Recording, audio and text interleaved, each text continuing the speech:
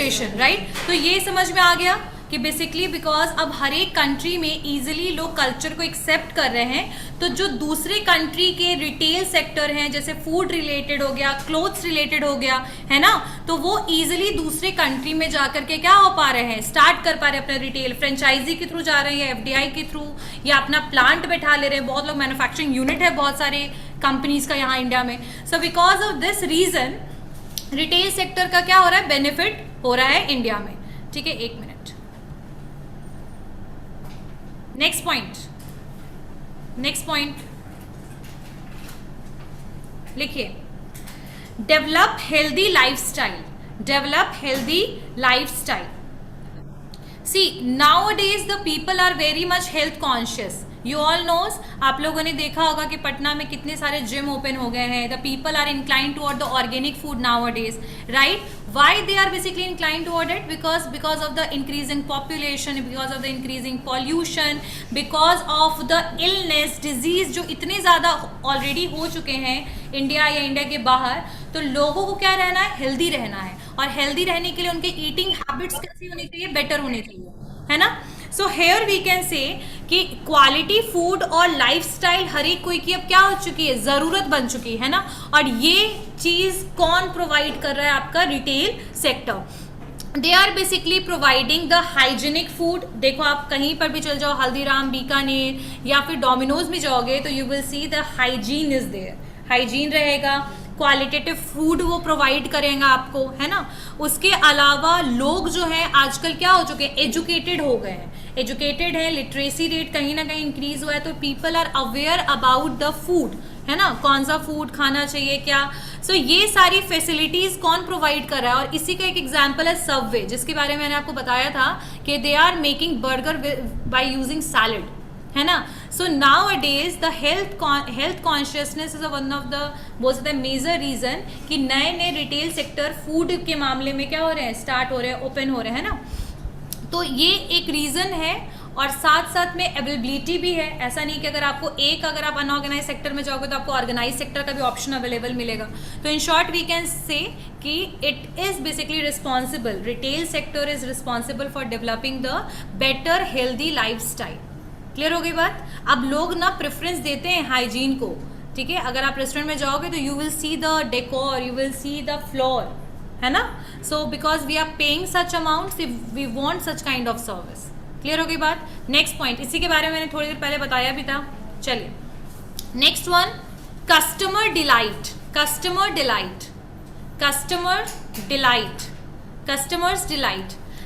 Delight का मतलब ये है कि बेसिकली रिटेल मार्केटिंग जो है it ensures not only customer satisfaction but something more than that. यानी कि सिर्फ कस्टमर को सेटिस्फाई करना एम नहीं है, सिर्फ प्रोडक्ट प्रोवाइड करना एम नहीं है, उससे ज़्यादा भी रिटेल सेक्टर का एम है। और वो क्या क्या है, उनको ज़्यादा से ज़्यादा वेराइटीज़ ऑफ प्रोडक्ट प्रोवाइड करना और उनको ऑप्शन देना कि आप कोई भी प्रोडक्ट को इनमें से चूज़ कीजिए। और ये नहीं करना है कि उनको कंपेल करेंगे, फोर्स नहीं कर सकते, because the consumer have right to choose. That is one of the basic right under Consumer Protection Act 2019 है 1986। सो कहीं ना कहीं उनको चूज़ करने का मौका मिलेगा।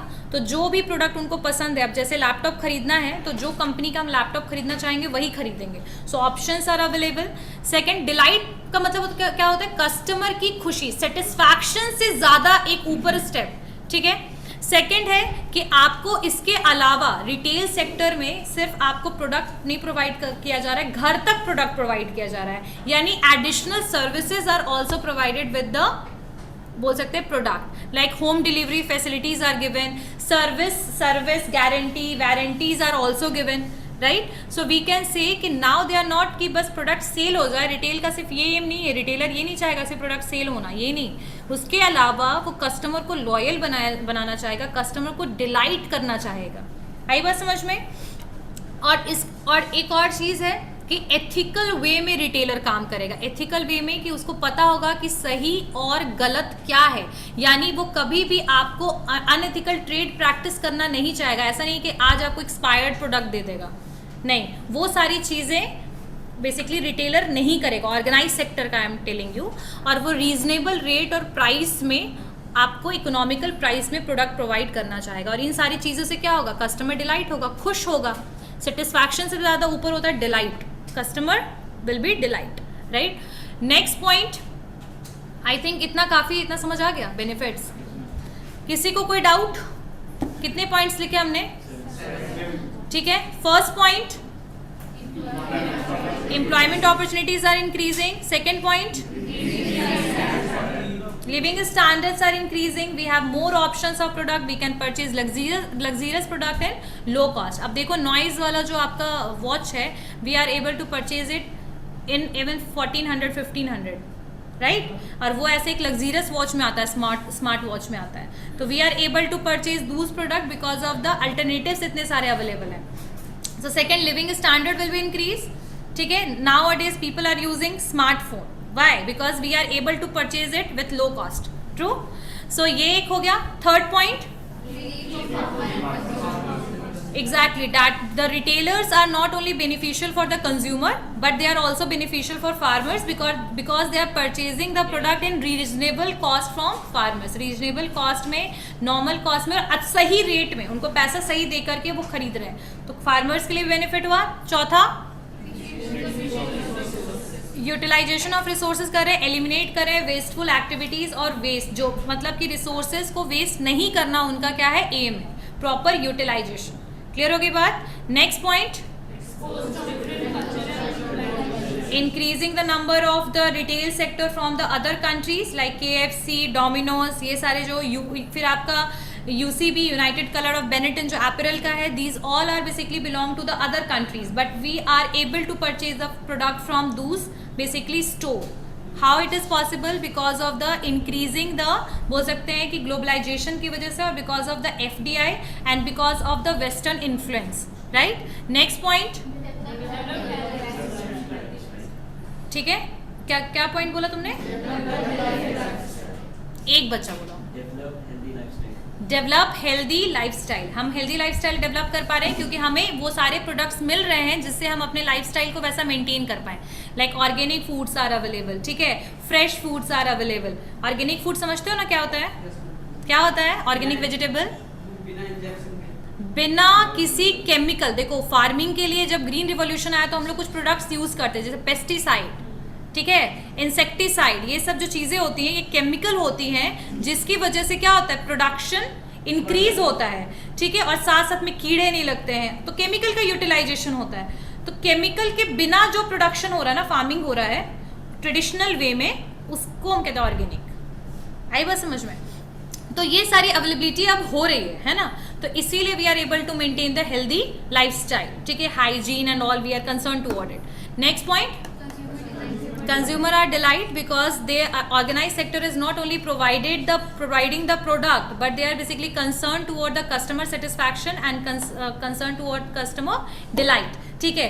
they are giving additional services, they are giving more services, जैसे कि आपका COD भी अवेलेबल है, ये प्रोडक्ट डिलीवरी भी है, होम डिलीवरी भी अवेलेबल है, गारंटी वारंटीज भी अवेलेबल है, ठीक है, फीडबैक्स भी अवेलेबल है, तो बहुत सारी फैसिलिटीज भी वो एडिशनल दे रहे हैं। आगे बात समझ में आता है? ऑफर्स, डिस्काउंट दे रहे हैं, रीजनेबल कॉस्ट पे प्रोडक्ट प्रोवाइड कर रहे हैं। चलिए नेक्स्ट पॉइंट, रिटेल चैनल्स, ठीक है। सो वी ऑल नोज कि सप्लाई चेन में लास्ट में कौन अवेलेबल होता है आपका, बेसिकली रिटेलर, जो कंज्यूमर को क्या करता है, प्रोडक्ट प्रोवाइड करता है, ठीक है। तो रिटेलर जो होता है वो किसको प्रोडक्ट अल्टीमेटली प्रोवाइड करता है, कंज्यूमर को। तो अभी कैसे, कौन कौन से तरीके यूज करता है कंज्यूमर तक प्रोडक्ट प्रोवाइड करने के लिए, तो वो सारे इसमें हम पढ़ेंगे। तो पहला चैनल तो आप लोग सबको पता है, ब्रिक एंड मॉर्टर चैनल जिसको कहते हैं, यानी कि दुकान के थ्रू जो प्रोडक्ट प्रोवाइड करते हैं। सुना है ब्रिक एंड मॉर्टर चैनल? नहीं सुना है आपने? जिसको रिटेल स्टोर कहते हैं, स्टोर यानी जो दुकान कहेंगे, रिटेल स्टोर जो फिजिकली प्रेजेंट होते हैं, जो मॉम एंड पॉप शॉप तो अनऑर्गेनाइज की बात कर रही हूँ, जैसे बिग बाजार है, फिजिकली अवेलेबल है ना, दुकान दिखता है ना, जाते हो ना, लेकिन अमेजोन में जाते हो? आई बात समझ में? क्लियर होगी बात? तो यहां पर पहला जो होगा दैट इज रिटेल स्टोर्स, ठीक है, रिटेल स्टोर्स। अब रिटेल स्टोर में आपके स्पेशलिटी स्टोर भी होंगे, आपका KFC भी हो गया, आपका डोमिनोज भी हो गया। नो डाउट एक चीज और बता दूं कि जरूरी नहीं है कि कोई एक रिटेल सेक्टर सिर्फ एक ही तरीके का चैनल यूज करे, बहुत सारे मल्टीपल चैनल्स भी यूज करते हैं। जैसे कि आपका जो डोमिनोज है, they have app, through that we can give order. True. So हम लोग ऑनलाइन भी मंगवा रहे हैं, और अगर हमें मन है कि नहीं फ्रेंड्स के साथ घूमने जाएंगे, बैठ के वहां पर प्रॉपरली खाएंगे, तो that option is also available, right, है ना। और कई बार तो और भी होता है, और भी टाइप ऑफ चैनल देखेंगे। चलिए, तो सबसे पहले लिखिए रिटेल स्टोर्स। रिटेल स्टोर, अब रिटेल स्टोर का फायदा सबसे बड़ा क्या है? रिटेल स्टोर का क्या बेनिफिट है? रिटेल स्टोर का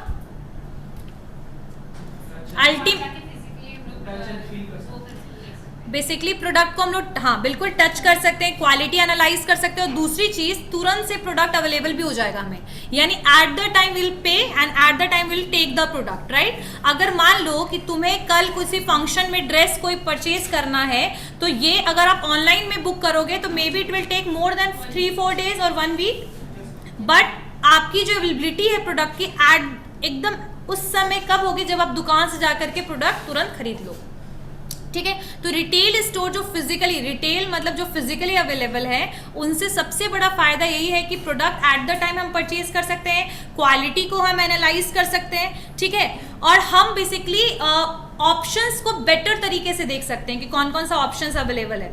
लेकिन कभी भी ऑनलाइन स्टोर में 100% मर्केंडाइज को रिप्रेजेंट या प्रेजेंट नहीं किया जाता है। अब तुम लोग सोचो कि डब्लू का कुर्ता जो लड़कियां खरीदती हैं, आप लोग खरीदते हो, तुम्हें क्या लगता है कि वो 10 जो दिखा रहे हैं वो 10 ही होता है? नहीं होता ना। तो ऑप्शंस लिमिट, जो आपको ऑप्शन ज्यादा चाहिए, तो हम रिटेल स्टोर में पर्टिकुलरली जा सकते हैं, है ना। लेकिन ऑनलाइन में वही ऑप्शंस आपके पास क्या हो जाएंगे? कम हो जाएंगे। अच्छा, जो भी पर्सन ग्रॉसरी आइटम मंगवाते होंगे फ्लिपकार्ट में, वो भी आप नोटिस करना कि उसमें जो मस्टर्ड ऑयल है ना, उसकी 4 ही वेराइटीज शो करेगी, पर एक्चुअल में 4 ही वेराइटीज है, 4 ही कंपनीज हैं। एग्जैक्टली, हाँ। तो जो लोकल में जितना अवेलेबल है उस एरिया में, क्योंकि सप्लाई तो अल्टीमेटली यहीं से होगा, हाँ, तो जो अवेलेबल होगा वही है, वो शो करेंगे। लेकिन स्टोर में आपके पास मल्टीपल ऑप्शंस होगा, है ना। तो इन शॉर्ट रिटेल स्टोर क्या हुआ, समझ में आया सबको? रिटेल स्टोर क्या है, क्लियर हो गया ना। जो फिजिकली प्रेजेंट रहेगा, तुरंत से प्रोडक्ट परचेज करने का ऑप्शन बेटर है ना, तुरंत से प्रोडक्ट खरीद सकते हैं, क्वालिटी एनालाइज कर सकते हैं, ऑप्शंस को ज्यादा अवेल कर सकते हैं, ऑप्शन ज्यादा ले सकते हैं। क्लियर हो गया। सेकंड ऑप्शन क्या होगा? सेकंड इज ऑनलाइन रिटेलिंग, ठीक है। अब online retailing is something where we have to wait, यानी हमें क्या करना पड़ेगा? इंतजार करना पड़ेगा कि जब हमारे पास ऑप्शन, हमने कुछ देखा, जैसे बिग बिलियन डे चल रहा है, तो अभी बहुत सारे लोग एक्सप्लोर कर रहे होंगे ऑनलाइन साइट, खासकर फ्लिपकार्ट, ट्रू है ना। अब लेकिन आज हमने बुकिंग किया, तो आज के आज थोड़ी मिलेगा, आराम से 1 वीक वेट करना पड़ेगा। सो हाँ, प्री डिसाइडेड, हाँ, कुछ ऑप्शंस अभी ऑनलाइन स्टोर में मिल गया है कि जहां आपको विद इन 1 और 2 डेज, जैसे कि आपको अमेजोन में प्राइम मेंबर्स को 2 दिन के अंदर प्रोडक्ट डिलीवर हो जाना, तो सम काइंड ऑफ बोल सकते हैं कि उन्होंने स्टैंडर्ड अपने इंक्रीज करने के लिए फैसिलिटीज दिया है, लेकिन एट द टाइम तब भी नहीं मिलेगा, एट द टाइम तब भी नहीं मिलेगा, क्योंकि बहुत सारे प्रोडक्ट दूसरी जगह से शिप होते हैं, तो एक दिन में तो पहुंचना पॉसिबल नहीं है। तो हाँ, 1-2 दिन 3 दिन टाइम लेते हैं, लेकिन अल्टीमेटली जब स्टोर में जा रहे हो ना, तो जितनी फास्टली वो प्रोडक्ट डिलीवर करेंगे उतना वो डिलीवर नहीं कर सकते, है ना। तो यहाँ पर आपको क्या करना पड़ेगा? वेट करना पड़ेगा। और लेकिन यहाँ फायदा है, डिस्काउंट बहुत ज्यादा मिलेगा, ठीक है, डिस्काउंट्स आपको मिलेगा, लो कॉस्ट में मिलेगा, और साथ साथ में आपके पास ऑफलाइन के कंपैरेटिवली में प्राइस मतलब लो होगा। जैसे जो कुर्ता 1500 में ऑनलाइन ऑफलाइन मिलेगा, वही चीज आपको 600-700 में ऑनलाइन में मिल जाएगा। So but we have to wait, but economically online shopping is beneficial. आई बात समझ में,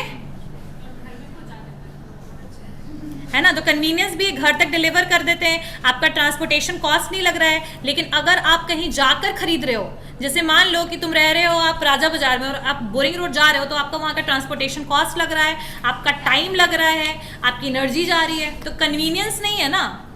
हाँ, रिफंड भी कर देते हैं। हाँ, और एक और फैसिलिटी है वेरी गुड, रिटर्न पॉलिसी भी है, रिफंड पॉलिसी भी, बोथ पॉलिसी, एक्सचेंज पॉलिसी भी है। आप रिटर्न कीजिएगा, आपके अकाउंट में पैसा भी आ जाएगा। लेकिन अगर, हाँ, लेकिन वही जगह आप रिटेल स्टोर में खरीदते हो तो कई बार एक्सचेंज का ऑप्शन मिलेगा, लेकिन रिटर्न का ऑप्शन नहीं मिलेगा। है ना। लेकिन ये बता दूं कि next type of retailing, catalogue retail, catalogue retailer. Catalogue समझते हो क्या था कैटलॉग? अगर तुम लोग कभी प्रोडक्ट को परचेज करते हो, जैसे कि बहुत लोग ना ये लेगिंग्स वगैरह परचेज करते हैं according to matching of kurta, तो आपके सामने कैटलॉग रख देगा कि कौन सा कलर आपके क्लोथ के साथ मैच करेगा, वो आपको अवेलेबल कराता है ना। तो कई बार रिटेल स्टोर जो होते हैं, ब्रिक एंड मॉर्टर जिसको स्टोर कह रहे हैं, ट्रेडिशनल स्टोर या फिर प्रॉपर रिटेल स्टोर जो होते हैं, कई बार कैटलॉग उनके पास भी होता है, और कई बार कुछ ऐसे स्टोर्स होते हैं जैसे आपको ऑरिफ्लेम, जो कोई फिजिकल स्टोर नहीं होगा, ऑनलाइन स्टोर है लेकिन फिजिकल स्टोर नहीं है, लेकिन वो क्या करता है कि आपको मेल करेगा, कैटलॉग मेल कर देगा कि इनके पास ये वेराइटीज अवेलेबल है, फिर आप उससे क्या कीजिए, शॉपिंग कीजिए। अच्छा, एक और होता है टेलीफोन वाले रिटेलर्स भी होते हैं जो फोन के थ्रू आपको प्रोडक्ट प्रोवाइड करेंगे, टेलीफोनिक कन्वर्सेशन के थ्रू, चैनल्स के थ्रू, जैसे शॉप 18 वगैरह। हाँ बिल्कुल, इंस्टाग्राम के थ्रू भी आजकल तो हो रहा है। तो सोशल मीडिया का भी यूटिलाइजेशन रिटेलर आजकल कर रहे हैं, किस चीज के लिए, प्रोडक्ट को सेल करने के लिए। फेसबुक को भी यूज किया जा रहा है, तो social media retailers are also available who are selling the product, हाँ, who are selling the product through WhatsApp, Insta as well as Facebook. तो इसको कैटलॉग रिटेलर ही मान के चलो, जहां पर प्रोडक्ट का इंफॉर्मेशन कंज्यूमर को दिया जाता है थ्रू मेल्ड कैटलॉग, मतलब मेल कर दिया जाता है उनको, एंड अ वेबसाइट, मतलब जो वेबसाइट के थ्रू आया है वो वेबसाइट और कैटलॉग मेल कर दोगे, उसके बाद कस्टमर जो है वो फोन के थ्रू या चैट के थ्रू ऑर्डर प्लेस करेगा। लेकिन ये थोड़ा सा अनएथिकल चीजें भी हो जाती है, कई बार फ्रॉड भी, आपके कुछ रिटेलर्स होते हैं जो इन्वॉल्व होते हैं, वो दिखाएंगे कुछ और प्रोडक्ट बट भेजने के टाइम पे they will send the other product. इसीलिए ऑनलाइन शॉपिंग इज हमेशा ट्रस्ट वर्दी साइट से करना चाहिए। अच्छा, आगे भी समझ में, 3 तरह के चैनल, एक रिटेल स्टोर हो गया, एक ऑनलाइन शॉपिंग हो गया, कैटलॉग हो गया। क्लियर हो गया हर्ष? चलिए नेक्स्ट, कौन कौन से चैलेंजेस है आपके रिटेल में। तो सबसे पहला जो चैलेंज है that is related with the right and the successful format, यानी कि कहां पर अपना रिटेल स्टोर को ओपन किया जाए। ठीक है, ऑनलाइन सेल करना शुरू करें, ऑफलाइन सेल करें, अगर किसी पर्टिकुलर स्टोर को हम ओपन भी कर रहे हैं तो कौन से लोकेशन पे ओपन करें, ये बहुत बड़ा चैलेंज है आज के रिटेलर के लिए।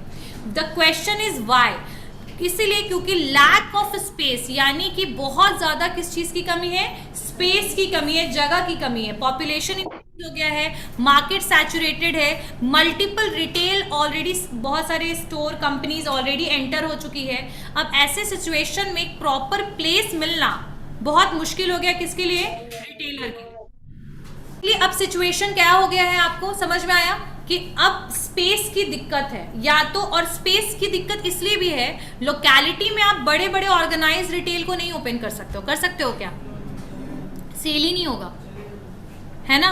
तो ऐसे कौन से जगह पे आप ओपन कर सकते हो, जहां रश हो, जो मार्केट एरिया हो, जहां लोगों का इकट्ठा, मतलब लोग ज्यादा वहां पर इकट्ठे होते हो, यानी कि एक कलेक्टिव फॉर्म में लोग वहां ज्यादा रहते हो, है ना। जैसे आपका पूरा राजा बाजार का एरिया, पूरा बोरिंग रोड का एरिया, ये क्या है बेसिकली, ये आपका प्रॉपर मार्केट एरिया है ना। सो यहाँ पर आपके प्रोडक्ट को सेल करना इजी है कंपैरेटिवली, अगर हम कोई आउटस्कर्ट में ओपन कर दे या लोकेलिटी में ओपन कर दे रिटेल स्टोर को। लेकिन ये चीज हो रहा है बिकॉज ऑलरेडी मार्केट सैचुरेटेड हो चुका है, स्पेस की दिक्कत है। तो now they started basically expanding their store, या कहाँ पर, थोड़ा सा आउटस्कर्ट में। जैसे अभी आपको पता होगा कि अभी पटना पूरा सैचुरेटेड है, पूरा भर चुका है, तो आसपास का एरिया अभी डेवलप हो रहा है, जैसे बिहटा, ठीक है, परसा, ये सब चीज अब डेवलप होनी शुरू हो जाएगी। देखो जैसे बहुत सारे स्कूल्स और कॉलेजेस तो मेजॉरिटी आउटस्कर्ट में ओपन होते हैं, वैसे ही अब जो है आपके ऑर्गेनाइज, क्या बोल बेटा, बिल्कुल हाजीपुर, ये सब अब डेवलप हो रहा है धीरे धीरे। पटना के वो सारे एरियाज डेवलप हो रहे हैं जो नियर बाई है पटना के।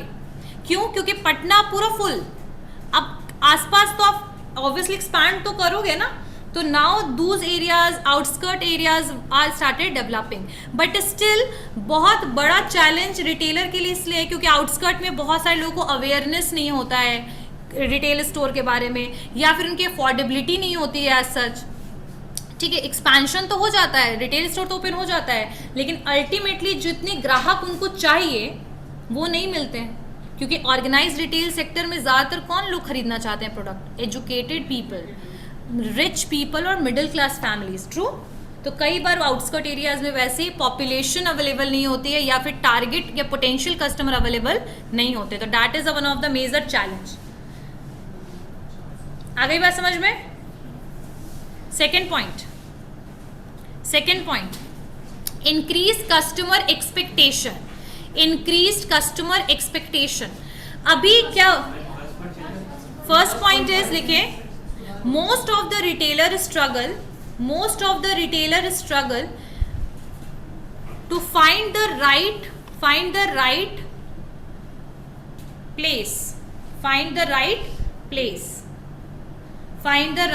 place।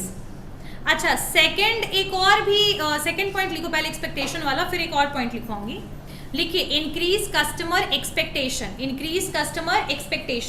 यानी कस्टमर का एक्सपेक्टेशन क्या हो गया है? बहुत ज्यादा इंक्रीज हो गया है।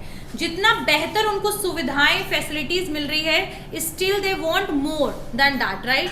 अब जैसे एग्जांपल के लिए, अगर अभी भी हम कोई रिटेल किसी कपड़े के शॉप में जाते हैं, एक पर्टिकुलर ऑर्गेनाइज रिटेल में, so now we are started expecting more and more discount in that. अगर कहीं पर भी रिटेल स्टोर में डिस्काउंट नहीं मिलेगा तो हम जाएंगे भी नहीं। So our purchasing habit is something कि वो बिल्कुल डिपेंड हो गया प्राइस पे, कॉस्ट, और बोल सकते प्राइस और डिस्काउंट पे। तो कस्टमर का एक्सपेक्टेशन कई बार इतना ज़्यादा इंक्रीज हो जाता है कि इसकी वजह से ओवरऑल रिटेलर को क्या होता है? लॉस होता है। आई बात समझ में? अब हम ब्रांड फैक्ट्री में जा रहे हैं तो ऑलवेज दिमाग में क्या है कि वहाँ पर हमेशा डिस्काउंट रहता है, तो मुझे हेवी से हेवी डिस्काउंट मिले, है ना? और वो अगर नहीं मिलता है तो हम से खरीदते नहीं है। तो क्या बोल रहे बेटा? है ना? तो तो कस्टमर एक्सपेक्टेशन जो है ना वो बहुत ज़्यादा इंक्रीज हो गया, बट वो एक्सपेक्टेशन जब अनरियलिस्टिक में कन्वर्ट हो जाता है तो that is harmful for retailer, है ना? अब देखो, तुम लोगों को पता होगा कि नॉर्मल ब्रांडेड क्लोथ्स लेना बहुत एक्सपेंसिव है, लेकिन डिस्काउंट में लेना आसान है। तो बहुत इंडिया में क्या है, मिडिल क्लास फैमिली ज़्यादा है, तो वो डिस्काउंट का वेट करती है, तो ऑल द टाइम उनके यहाँ सेल ही नहीं होता है, लेकिन डिस्काउंट में हेवी सेल होता है। तो ये एक तरीके से क्यों है? बिकॉज उनका एक्सपेक्टेशन यही है कि हमको ये डिस्काउंट दे, लेकिन वो ऑल द टाइम इस डिस्काउंट तो देता नहीं है ना, पॉलिसी है। अब जैसे कुछ ऐसी भी है, मैक्स है, उसमें 2 साल में 2 ही बार डिस्काउंट का ऑफर लगे। तो like customer expectation is increase a lot, है ना? एंड दे नोज कि if they are not able to find it in this particular retail store, they will find it in another, है ना? और एक और चीज़, सबसे ज़्यादा प्राइस का मैटर है इसमें। नेक्स्ट पॉइंट लिखिए। 2 बार, एक बार गर्मी में जुलाई में और एक बार जनवरी में, दिसंबर जनवरी के अराउंड। अच्छा, नेक्स्ट पॉइंट था कि find out proper retail format. Yes, last bench, बताइए क्या बताया मैंने इससे पहले? क्या होता है ऐसा मतलब? अच्छा, एक्सपेक्टेशन का मतलब क्या होता है?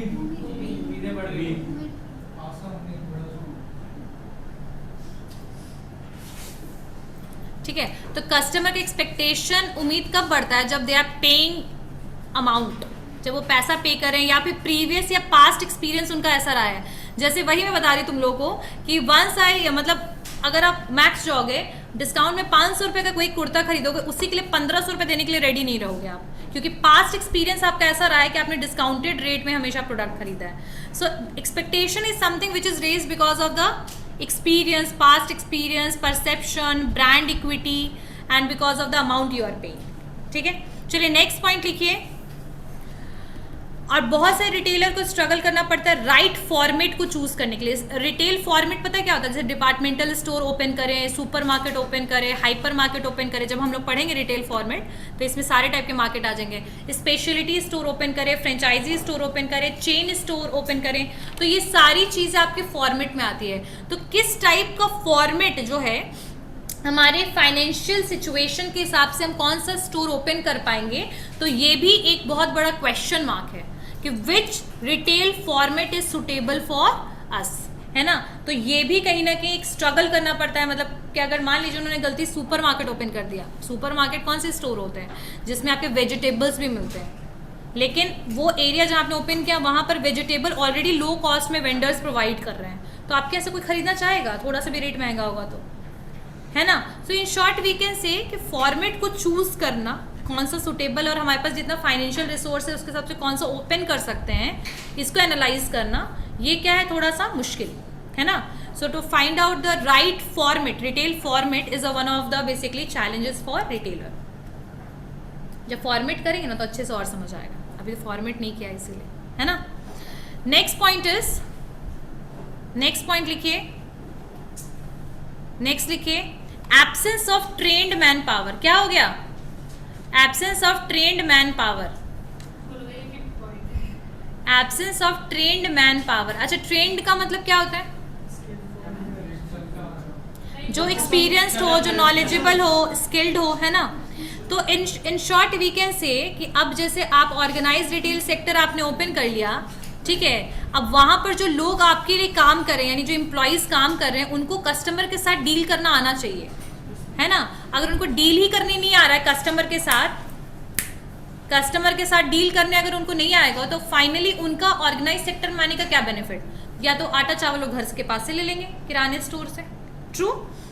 सो जहाँ पर जो पर्सन है वो नॉलेजेबल होना चाहिए, स्किल्ड होना चाहिए, लेकिन वैसे लोग को फाइंड आउट कर पाना रिटेलर के लिए बहुत मुश्किल है।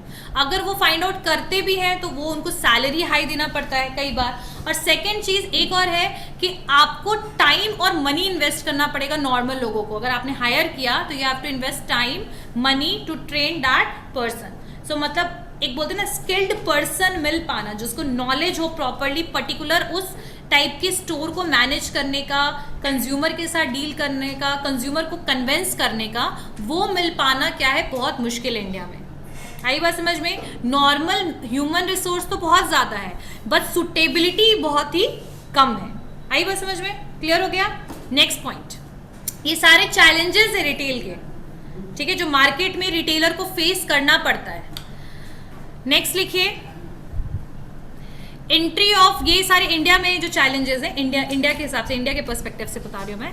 नेक्स्ट लिखिए entry of global retail, entry of global retail, entry of global retail giant, entry of global retail giant यानी बड़े बड़े रिटेल सेक्टर की इंडिया में एंट्री होना, जिसकी वजह से जो नेशनल लेवल के आपके बोल सकते हैं ना कि रिटेल है, ऑर्गेनाइज रिटेल, वो काफ़ी इफेक्टिव है, मतलब काफ़ी एडवर्सली इफेक्ट कर रहा है उनको।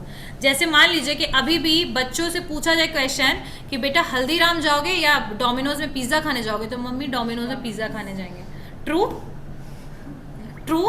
सो anyhow we can say because of the increasing the number of the, बोल सकते हैं ना कि ग्लोबल जो रिटेल की एंट्री होने की वजह से जो आपकी अपनी कंट्री के रिटेल हैं, रीजनल नेशनल जो रिटेल है, वो काफ़ी एडवर्सली इफेक्ट हो रहे हैं। तो कहीं ना कहीं रिटेल सेक्टर बूम हो रहा है बट वो इंडिया के मार्केट या इंडिया की इकोनॉमी के लिए कितना बेनिफिशियल है वो बहुत बड़ा मैटर है, क्योंकि अल्टीमेटली इकोनॉमी जो है वो इंडियन कंपनी से ना ज़्यादा आएगी।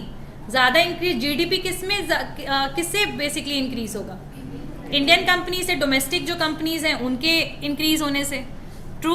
या तो इंडियन कंपनी जब दूसरे कंट्री में मैन्युफैक्चरिंग का काम शुरू करेगी या दूसरी कंट्री में एफडीआई करेगी तब बेनिफिट होगा, है ना। लेकिन जब जायंट बड़ी बड़ी कंपनीज दूसरी जगह से आ जाएंगी तो ऑटोमेटिकली यहाँ का जो कंपनीज है वो उस पर तो एडवर्स इफेक्ट पड़ेगा ही। तो यहाँ की इंडियन रिटेल के लिए बहुत बड़ा बोल सकते हैं ना कि एक चैलेंज है इनको फेस करना, इनके साथ compete करना, है ना। compete करने का बहुत बड़ा compete करने का मतलब क्या होता है कि जब आप उसकी इक्वली उतना ही बेसिकली उसी स्टेज में आप हों। जब आप ऑलरेडी बहुत छोटे रिटेल हैं लेकिन ऑर्गेनाइज्ड हैं तो आप compete ही नहीं कर पाइएगा उससे, है ना। सही बात, ठीक है। Next point, next point emergence of discount retailing, emergence of discount retailing might further reduce profitability. Emergence of discount retailing might further reduce profitability. इसका मतलब ये है बेसिकली कि आपकी वैसे जो कंपनीज हैं जो हमेशा प्रोडक्ट को डिस्काउंट में दे रही है, ठीक है, वो कहीं ना कहीं बाकी कंपनीज के प्रॉफिट को क्या कर रही है? रियलाइज कर रही है। रिड्यूस कर रही है, बाकी जगह के कंपनी के प्रॉफिट को क्या कर रही है, रिड्यूस कर रही है। क्योंकि जब सस्ता में प्रोडक्ट वो अवेलेबल करवाएंगे तो ऑटोमेटिकली वो दूसरे जो आपके कंपनीज हैं उनको लो कॉस्ट में प्रोडक्ट प्रोवाइड कराना पड़ेगा, तो कहीं ना कहीं प्रॉफिटेबिलिटी को क्या कर रही है, डिक्रीज कर रही है।